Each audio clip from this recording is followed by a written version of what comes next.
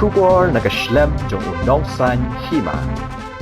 Sa tangshi tayo bansdang yung 5th Meghalaya Games arajar at pusaw haganong ba Tura. Kasor ka Jylla kadang yung Pynpoi yung baro ki jingdon kam na kabanta gani kalumpong kabansdang na do kakatsan hadu ka arpaw tarik ukalalingkon arajar at pusaw. Nakaliang katanan ili akay kasor ka Jylla haringkat ka Meghalaya State Olympic Association. Kilapanong yung kajingya lang ha kakanday tarik ukalalingkon arajar at pusaw ha SSA Stadium Shillong.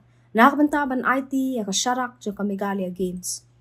To take this torch to Tura.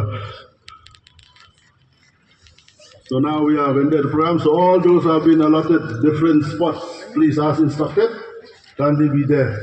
And the lunch will be served at the State Central Library. Ya kani ka Sharak la IT da umentri katanan yele akay ka Sorkar Jylla uba Shakliar Warjri. Siya Khlur Nongmareh marathon barim ka Jylla uba bining starling koy na kabenta panyat kaleng ka Nongba padon Pynpoi siya Tura haswa man sedang katay kalumpong.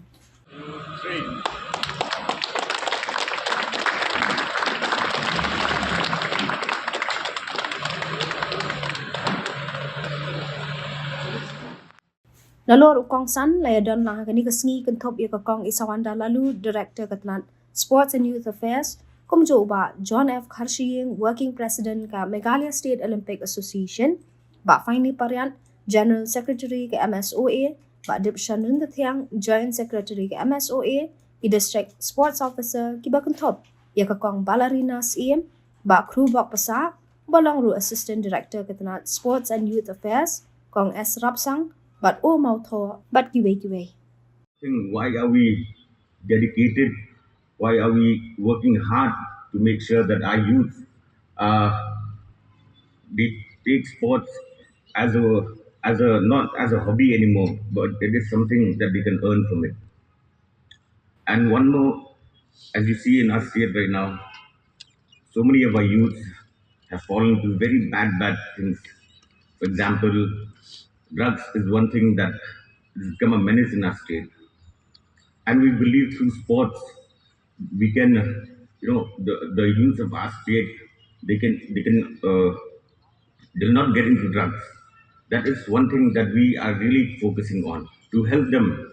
And we, as a government, are dedicated, like I said. And this morning, I will not take much of time. It's a very short speech. I just want to wish all the athletes who've taken part in this Meghalaya Games all the very best. Give your best, work hard, and I want to encourage you. The government will always be there with you. We're trying our best. This is the 5th Meghalaya Games, and we will not stop here. Every year we'll be hosting the Meghalaya Games. This year might be this much, but we can make it better, we can make it bigger. This is not for the government, but it is for the youth of our state. That is our commitment and that is our dedication.